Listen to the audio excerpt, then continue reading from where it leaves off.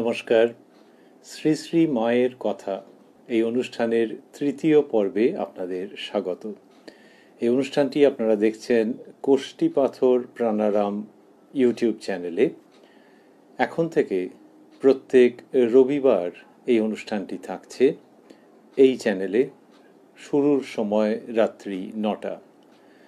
আগে এই শ্রী শ্রী মায়ের কথা এই আলোচনাটি তার দুটি পর্ব, সেই ভিডিও দুটি প্রাণারাম বাংলা ইউটিউব চ্যানেলে রয়েছে। প্রাণারাম বাংলায় কথায় কথায় কথামৃত অনুষ্ঠান সপ্তাহে 6 দিন সোম থেকে শনিবার সম্প্রচারিত হয়। শুরুর সময় রাত্রি 9টা।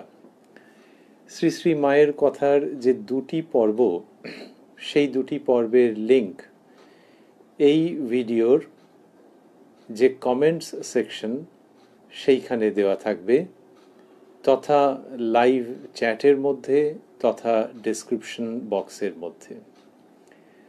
শ্রী শ্রী মায়ের কথা ওই নামেরই যে গ্রন্থ, বিখ্যাত গ্রন্থ শ্রী শ্রী মায়ের কথা, সেটিকে অবলম্বন করে এই গ্রন্থে শ্রীমা সারদা দেবীর স্মৃতিকথা সন্নিবেশিত হয়েছে। গ্রন্থ সম্পাদনা করেছেন স্বামী অরূপানন্দজি মহারাজ। রামকৃষ্ণ ভাব আন্দোলনে শ্রীমা সারদা দেবীর উপর প্রামাণ্য,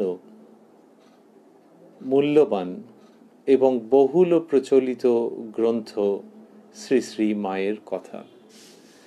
তার মধ্যে প্রথম যে স্মৃতিকথাটি আছে সেটি সরজু বালার।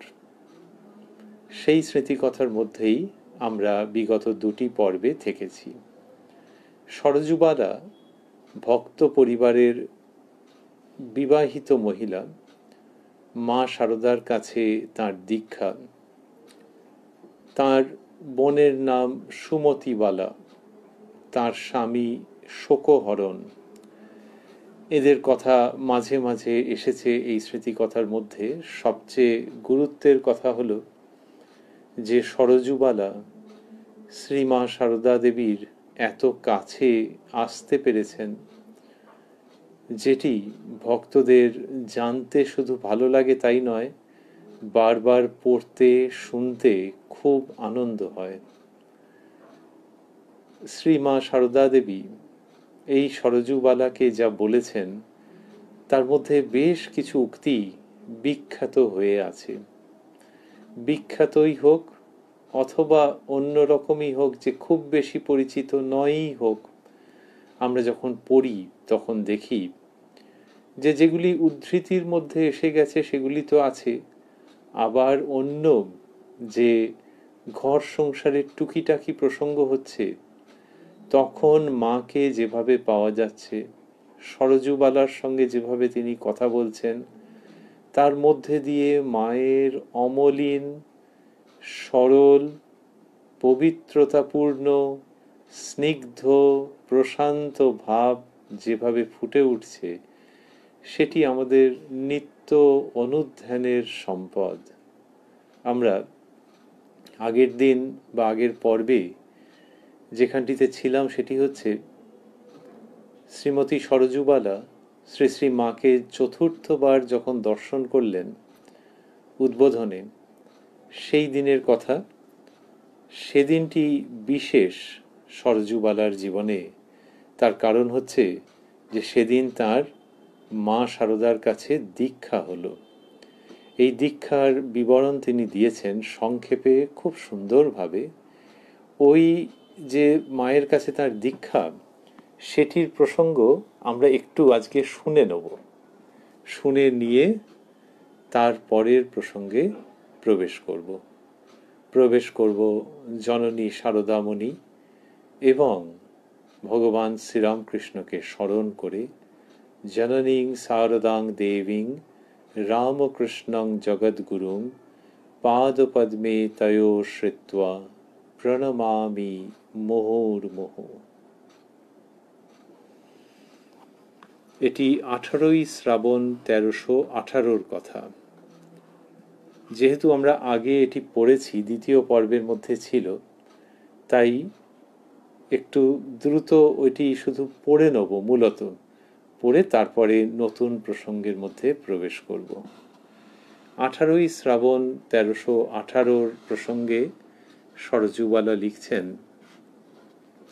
আজ সকালে কিছু জিনিসপত্র নিয়ে দীক্ষা নেবার আকাঙ্ক্ষায় গেলুম। কি কি দ্রব্যের দরকার হয় তা গৌরীমার নিকট জেনে তাকেও সঙ্গে নিয়ে গিয়েছিলুম। মায়ের বাড়ি গিয়ে দেখি মা তদ্গত চিত্তে ঠাকুর পূজা করছেন। আমরা যাবার একটু পরে চেয়ে ইঙ্গিতে বসতে বললেন। পূজা শেষ হলে গৌরীমা আমার দীক্ষার কথা বললেন। পূর্বে মার সঙ্গে একদিন আমারও ওই বিষয়ে কথা হয়েছিল। মর্তমান কলা নিয়ে গেছি। মা দেখে বললেন, এই যে মর্তমান কলা এনেছ, একজন সাধুর নাম করে। সে কলা খেতে চেয়েছিল, বেশ করেছ। পরে বললেন, ওই আসনখানা নিয়ে আমার বাঁদিকে এসে বসো। আমি বললুম, গঙ্গা স্নান তো করা হয়নি। মা, তা হোক, কাপড় চোপড় তো ছেড়ে এসেছ। কাছে বসলুম, বুকের মধ্যে ঢিপ ঢিপ করতে লাগলো। মা তখন ঘর হতে সবাইকে বেরিয়ে যেতে বললেন। তারপর জিজ্ঞেস করলেন, স্বপ্নে কি পেয়েছো বলো। আমি বললুম, লিখে দেব না মুখে বলবো। মা, মুখেই বলো। বলে 3টি ডট দেওয়া আছে, ওইটি আর লেখিকা লেখেননি স্বাভাবিক কারণেই। দীক্ষার সময় শ্রী শ্রী মা স্বপ্নে প্রাপ্ত মন্ত্রের অর্থ বলে দিলেন। বললেন, আগে ওইটি জপ করবে। পরে তিনি আরেকটি বলে দিয়ে বললেন, শেষে এইটি জপ ও ধ্যান করবে। মন্ত্রটির অর্থ বলবার পূর্বে মাকে কয়েক মিনিটের জন্য ধ্যানস্থ হতে দেখেছিলুম। মন্ত্র দেবার সময় আমার সমস্ত শরীর কাঁপতে লাগলো এবং কেন বলতে পারি না, কাঁদতে লাগলুম। মা কপালে বড় করে একটা রক্তচন্দনের ফোঁটা পরিয়ে দিলেন। দক্ষিণা ও ঠাকুরের ভোগের জন্য কিছু টাকা দিলুম। শ্রী শ্রী মা পরে গোলাপ মাকে ডেকে ভোগের টাকা তাঁর হাতে দিলেন। দীক্ষার সময় মাকে খুব গম্ভীর দেখলুম। পরে পূজার আসন হতে মা উঠে গেলেন। আমাকে বললেন, তুমি খানিক ধ্যান জপ ও প্রার্থনা করো। আমি ওইরূপ করবার পর উঠে মাকে প্রণাম করতেই মা আশীর্বাদ করলেন, ভক্তি লাভ হোক। মনে মনে মাকে বললুম, দেখো মা, তোমার কথা মনে রেখো, ফাঁকি দিও না যেন।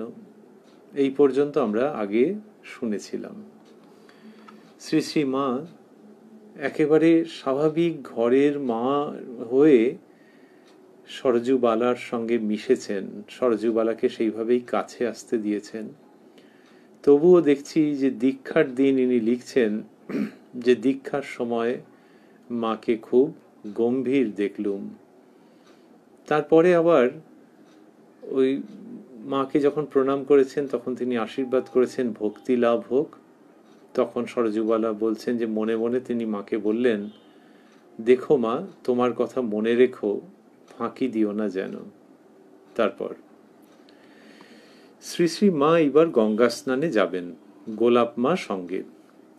আমিও মায়ের কাপড় গামছা নিয়ে সঙ্গে গেলুম। স্নানের জন্য মা গঙ্গায় নেমেছেন। এমন সময় অল্প অল্প বৃষ্টি আরম্ভ হলো। স্নান করে উঠে ঘাটের পাণ্ডা ব্রাহ্মণকে একটি কলা, একটি আম ও একটি পয়সা দিয়ে মা বললেন, ফল আমি দিলুম বটে, কিন্তু দানের ফল তোমার। হায় পাণ্ডা ঠাকুর, জানো না কার হাতের দান আজ পেলে, আর কত বড় কথা শুনলে।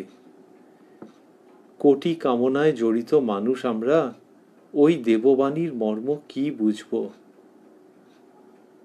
আমার কাছ থেকে কাপড়খানি নিয়ে পরে ভিজে কাপড়খানি আমার হাতে দিয়ে মা বললেন, চলো। এই করে তাঁরা আবার মায়ের বাড়ির দিকে আসছেন। গঙ্গা স্নানে মা যে যাচ্ছেন, সরজুবালাকে নিয়ে যাচ্ছেন তো। এইবারে স্নানের জন্য গঙ্গায় নেমে অল্প বৃষ্টি আরম্ভ হয়েছে, শ্রাবণ মাসের কথা। তারপরে পাণ্ডা ব্রাহ্মণকে স্নান করে উঠে মা একটি কলা, একটি আম ও একটি পয়সা দিয়ে বলছেন, ফল আমি দিলুম বটে, কিন্তু দানের ফল তোমার। স্বাভাবিকভাবেই সরজুবালা চমৎকৃত হয়েছেন আর ভাবছেন যে এই কথার মর্ম তিনি বা আমরা কি বুঝতে পারবো। সত্যি সত্যি, কিন্তু মা তো সকলের শিক্ষার জন্যই বলেছেন। এমন নয় যে ওইটার কথার একেবারে বিশ্লেষণ করে আমরা বিরাট একটা কিছু কর্ম করে ফেললাম, কিন্তু ওইটি আমাদের কল্যাণ মঙ্গলের জন্য উচ্চারিত। যে ফল যখন দিচ্ছেন তখন তা দিয়ে কি পুণ্য হবে? পাণ্ডা ঠাকুরকে কি জন্য ফল দেওয়া? পুণ্য হবে কি? যদি হয় সেটিও তাঁকেই সমর্পণ করা হচ্ছে। জপের বিধির মধ্যে যেরকম ভাব আছে, মা পাণ্ডা ঠাকুরকে এরম ফলটি দিয়ে ওটি বলছেন, ফল আমি দিলুম বটে, কিন্তু দানের ফল তোমার। ওই তাহলে দানের ফল যদি তাঁরই হলো, তাহলে আবার তাকে দেওয়া কেন? তাহলে তো এই যিনি দিলেন তার কিছুই রইল না। বলা হয়েছে, কর্মেই তোমার অধিকার, ফলে নয়। আর এক্ষেত্রে মা সত্যি সত্যি কয়েকটা ফল দিয়েছেন, সেটি আনন্দের সমাপতন। কিন্তু ওই ভাব যে পাণ্ডা ব্রাহ্মণ তাকে দিতে হয়, এটা তোমার কর্ম, এটি কর্তব্য। কিন্তু দেওয়ার সঙ্গে সঙ্গে ওই পুণ্যের চিন্তাও আসে তো, সেই চিন্তা আসতে দেওয়া যাবে না। তাই বলা হচ্ছে যে ওই দানের যে ফল সেটিও তোমাকে দিলাম। সেটা মা দেখাচ্ছেন। ভগবান ভগবতী যা কিছু করেন সবগুলোই মানুষের দৃষ্টান্তের জন্যে। এখানে মা সরজুবালার সামনে গোলাপ মায়ের উপস্থিতিতে যা করছেন তার মধ্যে আমাদের জন্য অবশ্য অবশ্য শিক্ষাপ্রদ উপাদান থাকছে। দেখতে পাচ্ছি যে সরজুবালার সেই দিনকে দীক্ষা হয়েছে, মা দীক্ষা গুরু। তিনি আবার গঙ্গা স্নানের সময় নিয়ে যাচ্ছেন, তাহলে কি সংকোচের ব্যাপারই হতে পারে। কিন্তু এখানে হয়নি তার কারণ ওই দীক্ষা গুরু জগৎজননী আপন মা শারদা, তিনি একে নিয়ে চললেন। আমিও মায়ের কাপড় গামছা নিয়ে সঙ্গে গেলুম। ভগবানকে এক পা ডাকলে তিনি 100 পা এগিয়ে আসেন, এইরকম কথিত আছে। সরজুবালা কিভাবে ডেকেছেন, তার কি সৌভাগ্য সুকৃতি আমরা তো জানি না, কিন্তু লক্ষ্য করছি যে তাকে মা দীক্ষা দিচ্ছেন, আবার সঙ্গে এরকম গঙ্গা স্নানের জন্যও নিয়ে যাচ্ছেন। এই তো একেবারে নিজের কাছে চলে আসা। তারা যে ডেকেছেন, নিশ্চয়ই ডেকেছেন মাকে, তার জন্য দীক্ষা, আর বাকিটা মায়ের কৃপা যে এইরকম ভাবে তিনি দূরত্ব রাখতে দিচ্ছেন না।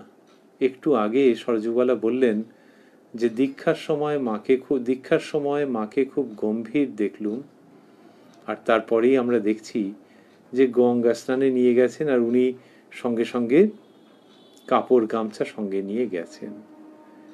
কাপড় গামছা সঙ্গে নিয়ে যাওয়াটা বড় কথা নয়, কিন্তু লেখার ভঙ্গি থেকেই বোঝা যাচ্ছে যে আর দ্বিধা সংকোচ কিছু নেই, যে একসঙ্গে চান করতে যাচ্ছেন। এইবারে যখন স্নান হয়ে গেল, তার পরের প্রসঙ্গ। আমার কাছ থেকে কাপড়খানি নিয়ে পরে ভিজে কাপড়খানি আমার হাতে দিয়ে মা বললেন, চলো। ওই ভিজে কাপড় দিচ্ছেন মা, তাহলে আর কোনো কিচ্ছু দূরত্ব থাকছে না, ব্যবধান থাকছে না। নিজের মা আর তার মেয়ে। গোলাপ মা আগে, মা মাঝে, আমি পেছনে চললুম। ছোট একটি ঘটিতে গঙ্গা জল নিয়ে মা রাস্তার ধারে প্রতি বটবৃক্ষে জল দিয়ে প্রণাম করে যেতে লাগলেন। মা তখন রাজার ঘাটে স্নান করতেন, কারণ নূতন ঘাট অর্থাৎ দুর্গাচরণ মুখার্জির ঘাট তখনও হয়নি। গোলাপ মা ছোট একটি ঘড়ায় গঙ্গা জল নিয়ে এসেছিলেন, বাড়িতে ফিরে সেটি ঠাকুর ঘরে রাখতে গেলেন। নিচের কলতলায় চৌবাচ্চার কাছে কাছে একটা ঘটিতে জল ছিল। মা তাই দিয়ে পা ধুয়ে আমায় বললেন, কাদা লেগেছে, ধুয়ে এসো। আমি জল খুঁজছি দেখে বললেন, ওই ঘটির জলেই ধো না। এইরকম মায়ের স্বভাব, মায়ের আচরণ। আমি বললুম, আপনি যে ও জল ছুঁয়েছেন? মা, আগে একটু মাথায় দিয়ে নাও, তাহলেই হবে। মা বলছেন, আগে একটু মাথায় দিয়ে নাও, তাহলেই হবে। আমার কিন্তু মন সরল না। বললুম, তা কি হয়? আমি আর একটা পাত্র এনে চৌবাচ্চা হতে জল নিয়ে পা ধুয়ে নিলুম। এইরকম করছে মায়ের, এই রকম ব্যবহার। শ্রী শ্রী মায়ের কথা, তার মধ্যে আমরা দেখছি যে কতদূর অন্তরঙ্গতা থাকলে এইরকম হয়। সেখানে তিনি বলছেন যে কলতলায় চৌবাচ্চার কাছে ঘটিতে জল, সেটি দিয়ে পা ধুয়ে মা বলছেন, কাদা লেগেছে, ধুয়ে এসো। আর তারপরে ইনি খুঁজছেন যে কোনখান থেকে নেবেন। তিনি বলছেন, ওই ঘটির জলেই ধোও না। যিনি দীক্ষা গুরু, তিনি বলছেন এইরকম ভাবে যে ওই ঘটির জলেই ধোও না। এইরকম ভাবেই ঠাকুর বলতেন। মাস্টারমশাই তাকে জিজ্ঞাসা করেছিলেন যে ভক্তি সাধনায় দেবীর বা দেবতার রূপ যে চিন্তা করতে হয়, তার ধ্যান করতে হয়, আচ্ছা মায়ের রূপ ধ্যান করা যায়? তখন ঠাকুর বলেছিলেন, নিশ্চয়ই, মা ব্রহ্মময়ী স্বরূপা। তার মানে নিজের জন্মদাত্রী মায়ের কথাই মাস্টারমশাই বলছেন এবং ঠাকুর সঙ্গে সঙ্গে অনুমোদন জানাচ্ছেন। এবারে জন্মদাত্রী মাকে শ্রদ্ধা সম্মান করা যায়, মানুষে করে, কিন্তু তাকে ব্রহ্মময়ী স্বরূপা ভাবতে পারা তো সহজ নয়। এইখানে দেখা যাচ্ছে যার ভাবাটাবার জায়গা নেই।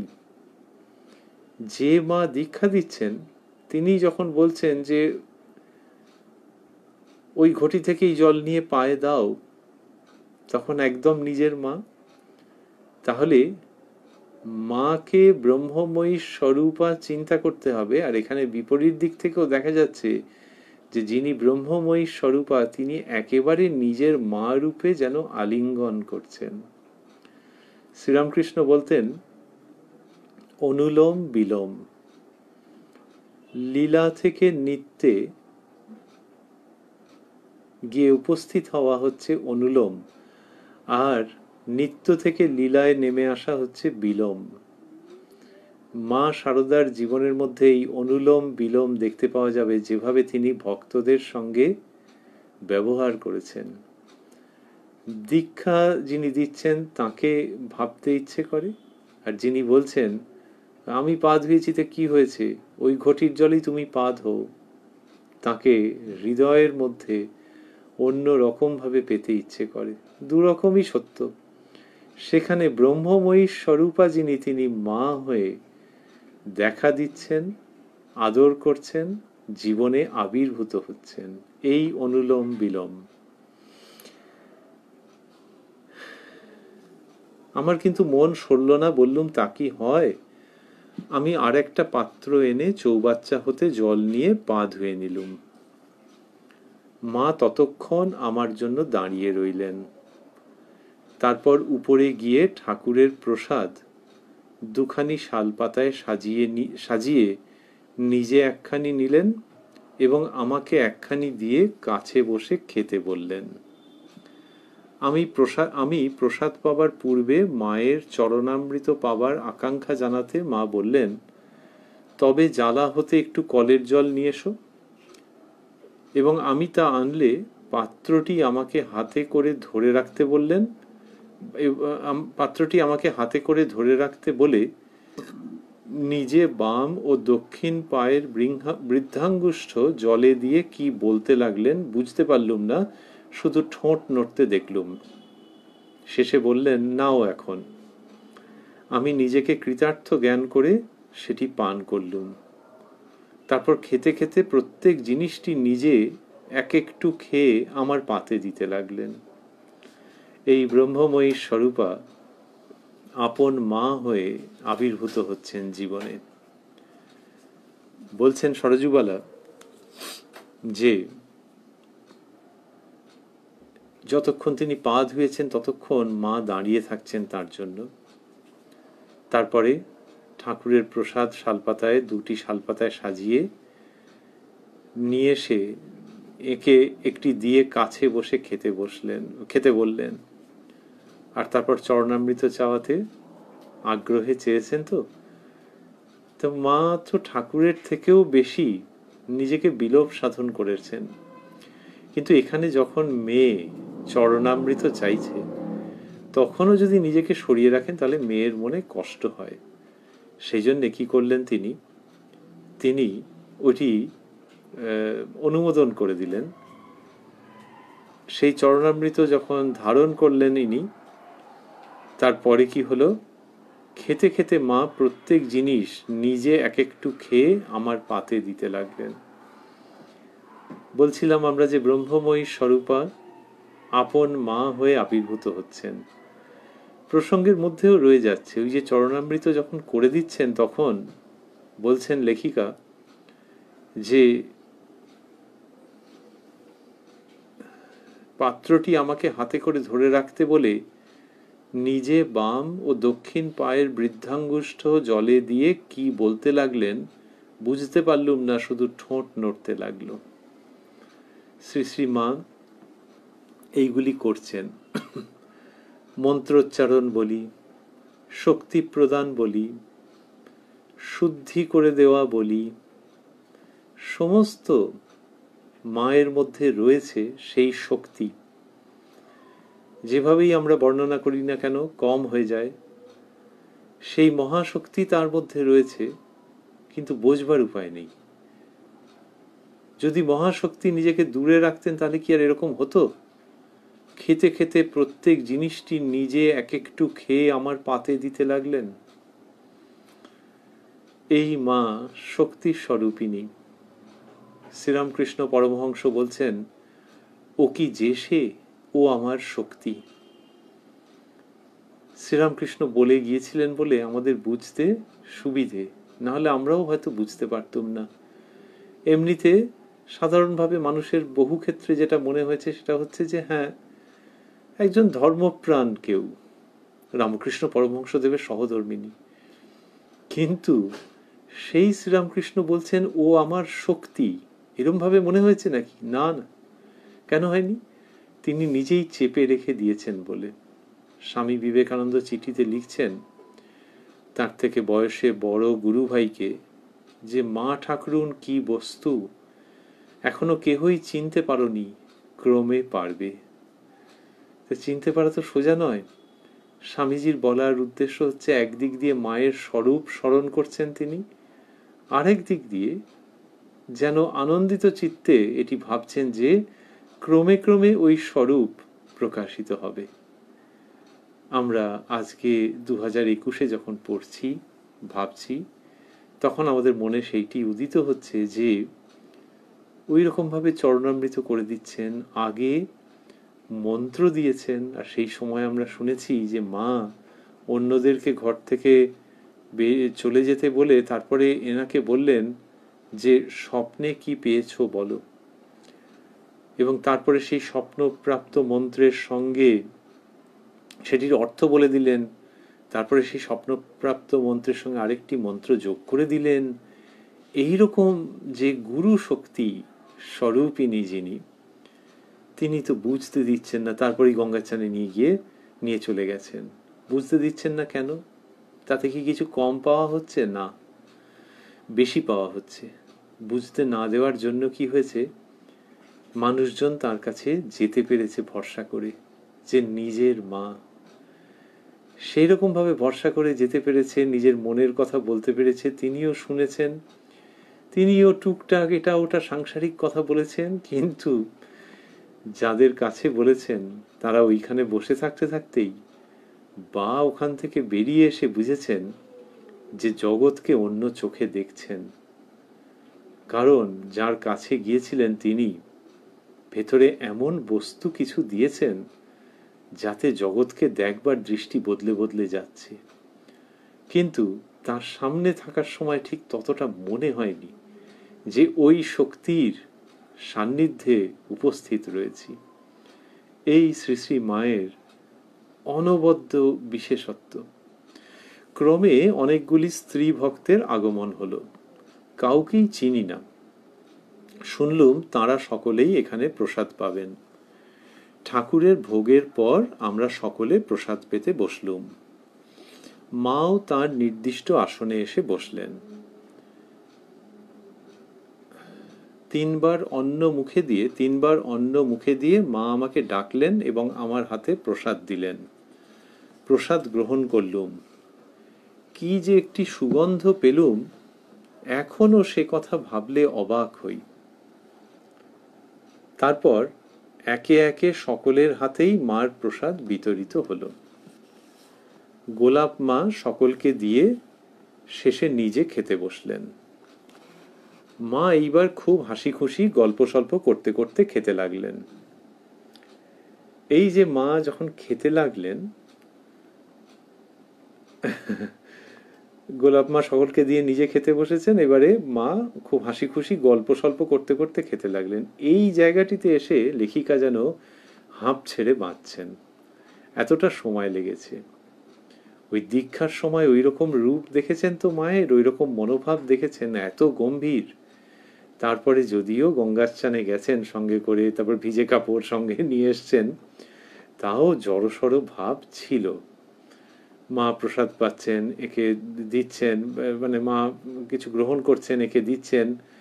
সেই সময়টাও একটা নৈকট্য বোধ হয়েছে খুবই। কিন্তু এই এই পর্বতে এসে যখন খুব হাসি খুশি গল্প সল্প করতে করতে খেতে লাগলেন, তখন যেন মনে হচ্ছে পুরোটা বাপরে স্বাভাবিক হয়ে গেছে। ওই দেবী শক্তির এরকম প্রভাব। লিখছেন, মা এইবার খুব হাসি খুশি গল্প সল্প করতে করতে খেতে লাগলেন। তাই দেখে আমি হাঁপ ছেড়ে বাঁচলুম। দীক্ষার সময় হতে এতক্ষণ পর্যন্ত তাকে যেন আর এক মা মনে হচ্ছিল। সে কি গম্ভীর, অন্তর্মুখী, নিগ্রহানুগ্রহ সমর্থা দেবী মূর্তি। ভয়ে জড়সড় হয়েছিলুম। পরে কত লোককে দীক্ষা দিতে দেখেছি, 2-4 মিনিটেই হয়ে গেছে, কিন্তু সেরূপ গম্ভীর ভাব তাঁর আর কখনো দেখিনি।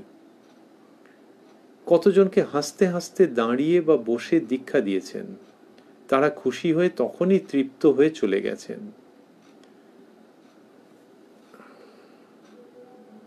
এরকম ভাবে তিনি বলছেন। কিন্তু এর সময় মা অত্যন্ত গম্ভীর ভাবে দীক্ষা দিয়েছেন। সেটা কেন দিয়েছেন আমরা তো বুঝতে পারছি না, কিন্তু কোথাও একটা কিছু যোগাযোগ। এই সরজুবালার ভেতরের অবস্থা, খুব উন্নত অবস্থা, এসব নানান রকম আমরা জানি না। কিন্তু উনি বলছেন যে খেতে বসে কিরম হলো তাই দেখে আমি হাঁপ ছেড়ে বাঁচলুম। ওই মা গল্প সল্প করতে করতে খাচ্ছেন। আর বললেন যে দীক্ষার সময় হতে এতক্ষণ পর্যন্ত তাকে যেন আর এক মা মনে হচ্ছিল। পরে কত লোককে, সে কি গম্ভীর, অন্তর্মুখী, নিগ্রহানুগ্রহ সমর্থা দেবী মূর্তি। নিগ্রহ, অনুগ্রহ, এই দুরকমই যিনি করতে পারেন। নিগ্রহানুগ্রহা সমর্থা দেবী মূর্তি, সেটি মায়ের সম্বন্ধে বললেন। বলে বলছেন, ভয়ে জড়সড় হয়েছিল। পরে কত লোককে দীক্ষা দিতে দেখেছি, 2-4 মিনিটেই হয়ে গেছে, কিন্তু সেরূপ গম্ভীর ভাব তাঁর আর কখনো দেখিনি। কতজনকে হাসতে হাসতে দাঁড়িয়ে বা বসে দীক্ষা দিয়েছেন, তারা খুশি হয়ে তখনই তৃপ্ত হয়ে চলে গেছে। এবার বলছেন, কৌতূহলাক্রান্ত হয়ে কাউকে বা জিজ্ঞাসাই করে ফেলেছি দীক্ষার সময় মায়ের রূপ কেমন দেখলেন। একটি বিধবা স্ত্রী ভক্ত আমার ওই প্রশ্নে বলেছিলেন, এই এমনি। আমি পূর্বে কুলগুরুর কাছে দীক্ষা নিয়েছিলাম, পরে মায়ের কথা শুনে এখানে দীক্ষা নিতে এসেছি। পূর্বে কুলগুরু যেটি দিয়েছেন, মা আমাকে সেটি রোজ প্রথমে 10 বার জপ করে নিতে বললেন, পরে নিজে যেটি দিয়েছেন সেটি দিয়ে ঠাকুরকে দেখিয়ে বললেন, উনি গুরু আর ইনি ইষ্ট। উনি গুরু, তারপর বন্ধনীর মধ্যে আছে অন্য এক মূর্তি দেখিয়ে, আর ইনি ইষ্ট। আর এই বলে প্রার্থনা করতে বললেন যে, ঠাকুর, আমার পূর্বজন্মের ইহজন্মের কুকর্মের ভার তুমি নাও, ইত্যাদি। সেই ভদ্র মহিলা বলেছিলেন। আরও তিনি কি বলেছিলেন, সরজুবালা বলছেন, আমার কি হয়েছে বলুন তো, যখনই জপ করতে বসি 0.5 ঘন্টার বেশি জপ করতে পারি নে, কে যেন ঠেলা দিয়ে তুলে দেয়। আপনাদের এমন হয়? ভাবি মার কাছে কত কথা বলি, কিছুই বলতে পারি নে। আপনারা তো বেশ মায়ের সঙ্গে কথা বলতে পারেন, মা কি আমাকে ফাঁকি দিলেন? এবার লেখিকা বলছেন, আমি কিন্তু অত কথা জানতে চাইনি। স্ত্রীলোকটির প্রায় প্রৌঢ়াবস্থা, সরলভাবেই নিজেই বলে যাচ্ছেন। আমি বললুম, যা আপনার ইচ্ছা হবে মায়ের কাছে বলুন না, 2-4 দিন বলতে বলতে সহজ হয়ে আসবে। আমরাও প্রথম প্রথম অত কথা বলতে পারিনি। এখনো এক এক সময় এমন গম্ভীর ভাব ধারণ করেন, কাছেই এগুনো যায় না। ওই ভদ্রমহিলার ওইরকম প্রশ্নের উত্তরে লেখিকা এটি বলেছেন। তারপরে বলছেন, বেলা পড়ে আসতে সমাগত ভক্ত মহিলাগণ শ্রী শ্রীমাকে প্রণাম করে একে একে বিদায় নিতে লাগলেন। কেহ বা আরতি দেখে যাবেন বললেন। শ্রী শ্রী মা কাপড় কেচে এসে ঠাকুরের বৈকালি ভোগ দিয়ে প্রত্যেককে প্রসাদ দিলেন। সরজুবালার কি সৌভাগ্য যে মায়ের ওইখানে এতক্ষণ ধরে তিনি রয়েছেন, আর চোখ ভরে, প্রাণ ভরে, হৃদয় মন দিয়ে এইসব দর্শন করছেন। মায়ের সাধারণ জীবনযাত্রা, কিন্তু তার মধ্যে কি অসাধারণ শান্তি। বললেন যে বেলা পড়ে আসতে সমাগত ভক্ত মহিলাগণ শ্রী শ্রীমাকে প্রণাম করে একে একে বিদায় নিতে লাগলেন। কেহ বা আরতি দেখে যাবেন বললেন। শ্রী শ্রীমা কাপড় কেচে এসে ঠাকুরের বৈকালি ভোগ দিয়ে প্রত্যেককে প্রসাদ দিলেন। ক্রমে সন্ধ্যা হয়ে এলো। মা রাধু, মাকু প্রভৃতিকে ঠাকুর ঘরে এসে জপ করতে বসতে বললেন। রাধুদি, মাকুদি সব মায়ের পরিবারের, তাদেরকে মা বলছেন যে ঠাকুর ঘরে এসে জপ করতে বলছেন।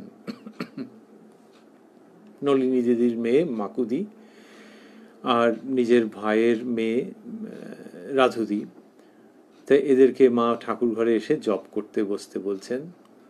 তারা আসতে বিলম্ব করায় মা অসন্তোষ প্রকাশ করে বললেন, সন্ধ্যার সময় এখন এসে সব জপ টপ করবে না, কোথায় কি করছে দেখো। একটু পরে তারা এসে জপ করতে বসলো। এই যে সন্ধ্যা হচ্ছে, তাহলে মায়ের যে সারা দিনের যে কাজ চলছে, তার মধ্যে দেখা যাচ্ছে যে ঠিক ওই ভগবানকে নিয়ে সমস্ত কাজ চলছে। সন্ধ্যা যখন হয়ে এসছে, তখন মা ওদেরকে ঠাকুর ঘরে জপ করতে বসতে বলেছেন। রাধুদি, মাকুদি, তারা তখন কম বয়সী মেয়ে, তারা দেরি করায় মা অসন্তোষ প্রকাশ করে বলছেন যে সন্ধ্যার সময় এখন এসে সব জপ টপ করবে না, কোথায় কি করছে দেখো। তাহলে ওই জায়গাটাতে ছাড়ছেন না যে না, এই সময় জপ করতে হবে। এই মায়ের জীবন, যে সেখানে এমনি কথাবার্তা আছে, ওই যে বললেন মা এবার খুব হাসি খুশি গল্প সল্প করতে করতে খেতে লাগলেন। তো এরকম ভাবে হচ্ছে, কিন্তু ওই ঠিক ভগবানকে কেন্দ্র করে সবটা, ধর্মজীবনকে নিয়ে সবটা।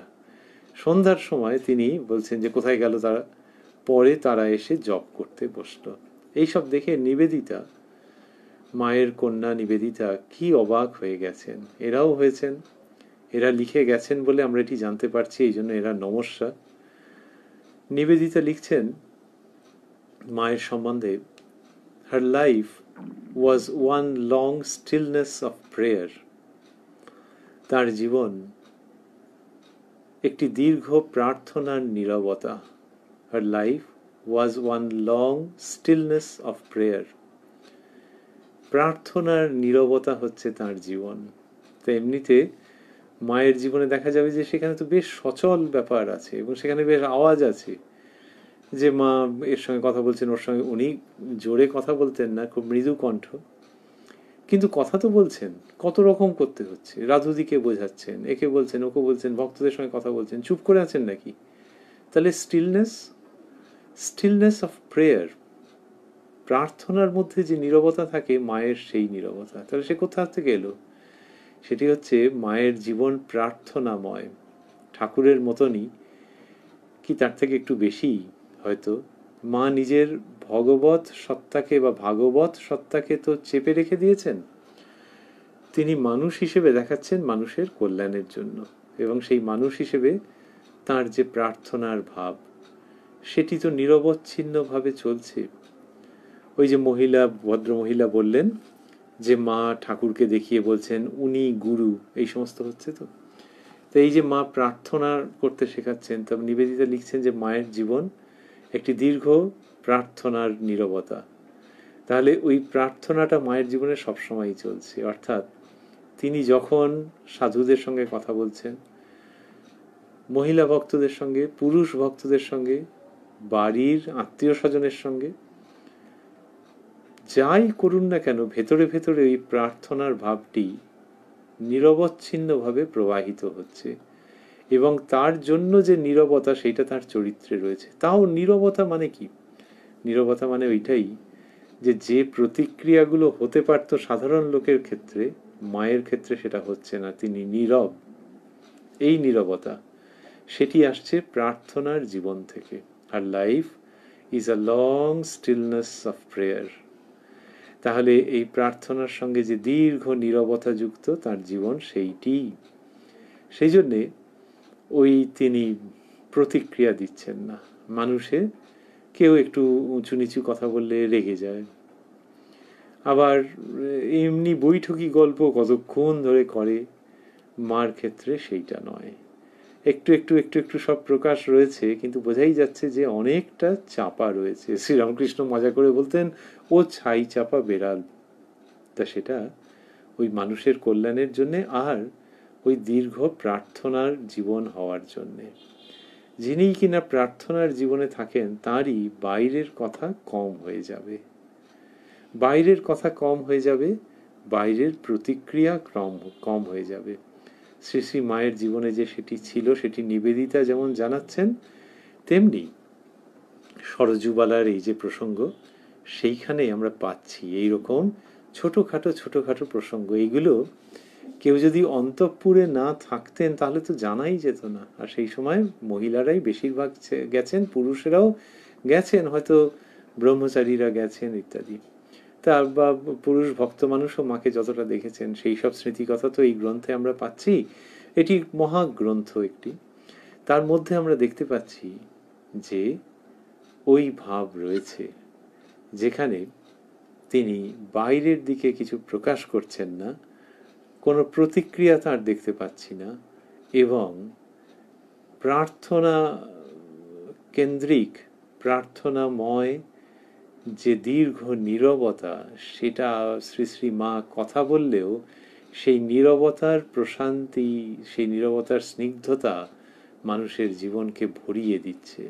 তা বললেন যে ওরা এসে জপ করতে বসলেন, রাধুদি মাকুদি প্রমুখ, তারা এসে জপ করতে বসলেন। এইটা শ্রীরামকৃষ্ণ ভাবধারার যে অঙ্গ লক্ষণ, যে কর্ম এবং তার সঙ্গে অন্তর্মুখীনতা, ভগবৎ স্মরণ, মায়ের জীবনে সেইটা দেখতে পাওয়া যাচ্ছে। যে ওই রাধুদি কি পড়াশোনা করবেন ইত্যাদি, সেই সব নিয়ে মা চিন্তা করছেন, কথাবার্তা বলছেন। তাকে তো হাত গুটিয়ে বসে থাকতে বলছেন না, নিজেও তার মধ্যে থাকছেন, কিন্তু জীবনের হালটা ধরে রয়েছে কোনখানে? হালটা ধরা রয়েছে ওই পূজা, জপ, ধ্যান, অন্তরঙ্গ সাধনের মধ্যে। ওইটির ভিত্তিতে সমস্ত জীবন প্রকাশিত হচ্ছে, কথা বলছে, কর্মময় থাকছে। এই রামকৃষ্ণ ভাবধারার যে অঙ্গলক্ষণ, সেটি শ্রী শ্রী মায়ের জীবনের মধ্যে আমরা পরিস্ফুট হতে দেখছি।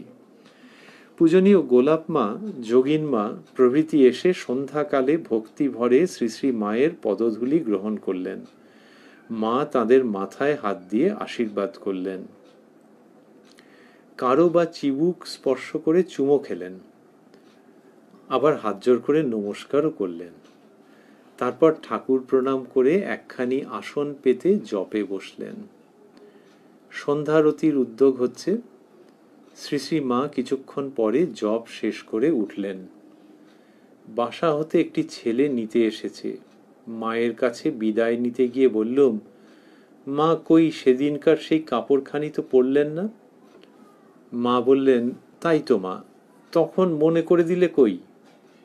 প্রণাম করে বাসায় ফিরলুম। এই কথা বলছেন শ্রী শ্রী মা। আমরা আজকে এইখানেই থামব। এই দিন লেখিকা বিদায় নিলেন, আবার পরের দিন যখন তিনি যাবেন মায়ের ও ঠাকুরের কৃপা সাপেক্ষে, সেই দিন আমরাও মায়ের চরণ প্রান্তে গিয়ে উপস্থিত হব আগামী রবিবার শ্রী শ্রী মায়ের কথা এই অনুষ্ঠানে রাত্রি 9টায় কোষ্ঠী পাথর প্রাণারাম চ্যানেলে। আর আজকের দিনের প্রসঙ্গ শেষ করতে করতে ভাবছি, এইখানে পেলাম যে সন্ধ্যাকালে ভক্তিভরে পূজনীয় গোলাপ মা, যোগিন মা, তারা এসে শ্রী শ্রী মায়ের পদধূলি গ্রহণ করলেন। মা তাদের মাথায় হাত দিয়ে আশীর্বাদ করলেন।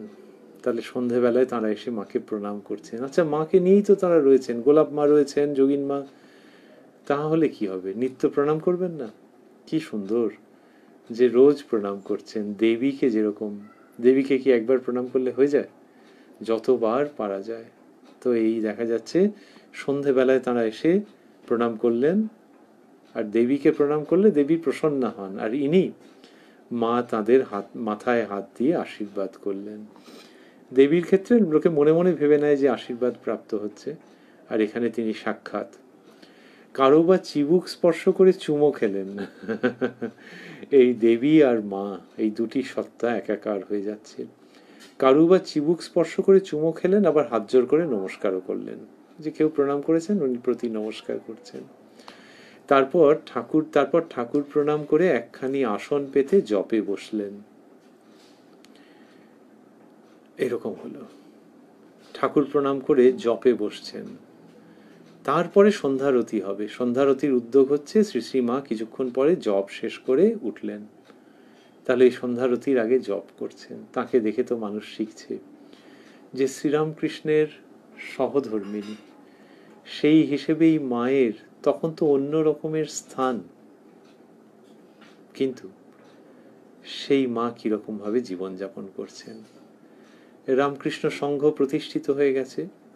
স্বামীজি বলেছেন যে আমাদের এই যে সংঘ, তার মা জননী হচ্ছেন মা শারদা, তাকে বলেছেন সংঘ জননী।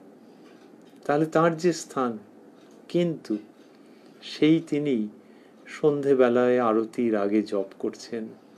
সারাদিন বিভিন্ন সময়ে তিনি জপ ধ্যানের মধ্যে থাকেন, এবং সেটি সুনির্দিষ্টভাবে মানুষ সেটি দেখেছে, এখনো দেখবার চেষ্টা করছে বা দেখছে, যে ওই তিনি হাতে কলমে শিখিয়ে দিচ্ছেন যে এইভাবে ভগবত কেন্দ্রিক জীবন সানন্দে যাপন করতে হয়।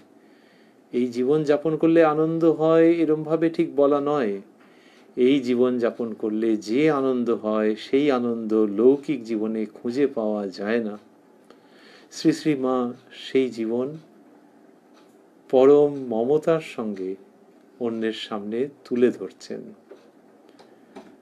আর লেখিকা কি হলো, যে সন্ধ্যারতির সময় পর্যন্ত ঠিক থাকতে পারলেন না। কেন? বললেন যে বাসা হতে একটি ছেলে নিতে এসেছে, মায়ের কাছে বিদায় নিতে গিয়ে বললুম ইত্যাদি। তাহলে এই যে বাসা হতে কেউ একজন নিতে এসেছে, এর ফলে কি হয়েছে, যে তাকে চলে আসতে হলো। সেই সময়কার যে অবস্থা, তাতে করে একজন কারোর সঙ্গে ছাড়া ফিরবেন কি করে? সেজন্য যখন একটি ছেলে নিতে গেছে, তখন তার সঙ্গে করেই মা ফিরছেন। 1 মিনিট।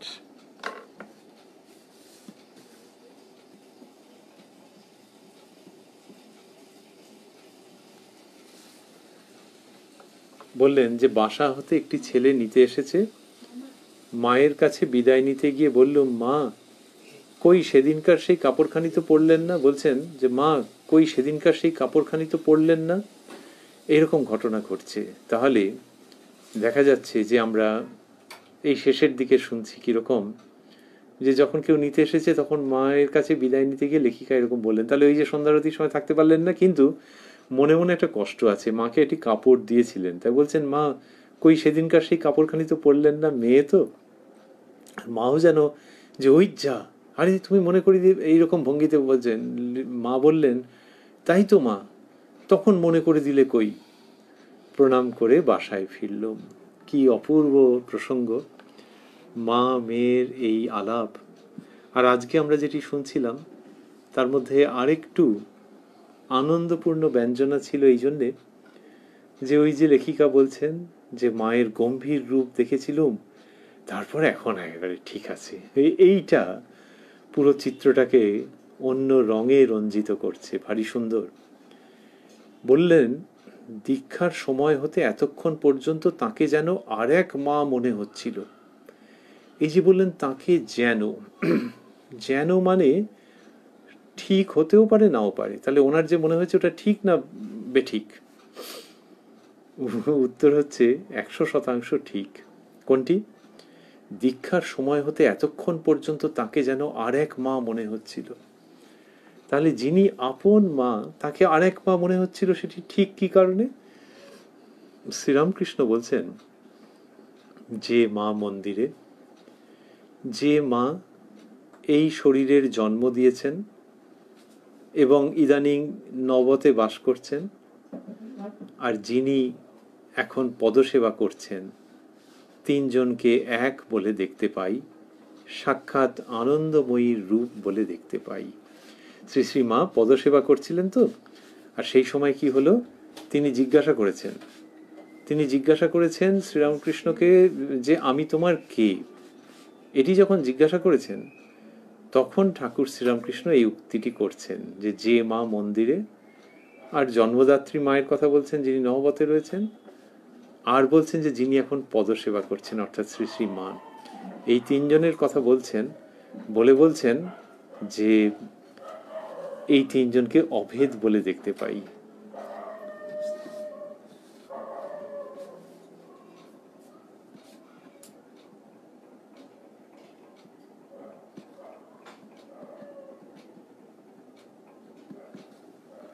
এই যে তিনি বলছেন যে তিনজনকে অভেদ বলে দেখতে পাই, সেই তার উক্তির মধ্যে কি থাকলো, যে যিনি পদসেবা করছেন অর্থাৎ শ্রী শ্রী মা, তিনি এবং ঠাকুরের জন্মদাত্রী এবং মা ভবতারিণী। তাহলে আমরা যদি ভাবি যে এই মা, মা শারদা, তিনি এবং ওই মা, যে মা মন্দিরে, এরা অভিন্না, এবং অবশ্যই ব্রহ্মময়ী স্বরূপা চন্দ্রমণি দেবী। তাহলে এই যে যিনি পদসেবা করছেন, সেই জয়রাম বাটির লাজুক বউটি শ্রীরামকৃষ্ণের, শ্রীরামকৃষ্ণ যাকে পছন্দ করে নিয়ে এলেন, তখন নেহাতি বালিকা, 5 বছর বয়স। তা সেই যাকে তিনি নিয়ে এলেন, তিনিই পরে বধূ রূপে শ্রীরামকৃষ্ণের জীবনে, পরিবারে, সেই তিনি লজ্জাশীলা, সেই তিনি মা ভবতারিণীর সঙ্গে অভিন্না। শ্রীরামকৃষ্ণ যে কালে এটি ঘোষণা করছেন, সেকালে লেখিকা সরজুবালার এই অনুভূতি তো পুরোপুরি ঠিক মিলে যাচ্ছে। লেখিকার এমনি মনে হয়েছে, একটা ভয় ভয় করছিল, তারপর বলছেন বাবা এতক্ষণে কেটে গেল, এই তো ভঙ্গি। কিন্তু তার আগে যেটি বলছেন, দীক্ষার সময় হতে এতক্ষণ পর্যন্ত তাকে যেন আর এক মা মনে হচ্ছিল, এইটি ভেবে আমাদের খুব অবাক লাগছে, আবার আনন্দও হচ্ছে যে কেমন সব মিলে যাচ্ছে। সরজুবালা কি শ্রীরামকৃষ্ণের ওই উক্তি জানতেন? মনে তো হয় না। আর জানলেও এক্ষেত্রে ওইটিকে অবলম্বন করে তো আর মেলাচ্ছেন না, ভিতরে ভিতরে আড়ষ্ট হয়েছিলেন। আর খেতে বসার সময় মা যখন হাসি খুশি, আর হ্যাঁ এইবার ঠিক হয়েছে, কিন্তু ওই যেন আর এক মা মনে হচ্ছিল। তাহলে এই যেন আর এক মা, এই কথার মানে হচ্ছে যে আমার যে মা, এ তো অন্যরকম। এটা হচ্ছে আর এক মা, মানে মা ভবতারিণী। সেই তিনি ওই গুরু রূপে প্রকাশিত হচ্ছেন, তো সেই জন্য আর এক মা মনে হচ্ছিল। শ্রী শ্রী মায়ের কথা যখন আমরা পড়ছি, আসলে শ্রী শ্রী মায়ের কথামৃত, এটি যখন আমরা পড়ছি, আমাদের খুব সৌভাগ্য যে আমরা আবারও শ্রীরামকৃষ্ণের শ্রীমুখের উক্তিতে উপস্থিত হচ্ছি ফিরে ফিরে, এবং শ্রী শ্রী মাকে বিভিন্ন দৃষ্টিকোণ থেকে দেখতে পাচ্ছি। যেমন দেবীকে লোকে অনেকভাবে দেখে, তো প্রদক্ষিণ করে, সামনের থেকে দেখলো, এদিক থেকে দেখলো, ওদিক থেকে দেখলো, নানানভাবে প্রদক্ষিণ করে। শ্রী শ্রী মায়ের কথামৃত অধ্যয়ন করা মানে ওই মাকে নানানভাবে প্রদক্ষিণ করা, নানান দিক দিয়ে তাকে দর্শন করে ধন্য হওয়া। সেই মাকে, যিনি শ্রীরামকৃষ্ণের পদসেবা করেছেন, যিনি ওই দেহের জন্ম দিয়েছেন, আর যিনি মন্দির আলো করে ভবতারিণী রূপে বিরাজ করছেন। ওং জননীং শারদাং দেবীং রামকৃষ্ণং জগদ্গুরুং পাদপদ্মে তয়ো শ্রিত্বা প্রণমামি মুহুর্মুহুঃ। প্রাণারাম প্রাণারাম প্রাণারাম প্রাণারাম প্রাণারাম প্রাণারাম। কি যেন লুকানো নামে তাই মিষ্ট এত তব নাম। প্রাণারাম প্রাণারাম প্রাণারাম প্রাণারাম প্রাণারাম প্রাণারাম।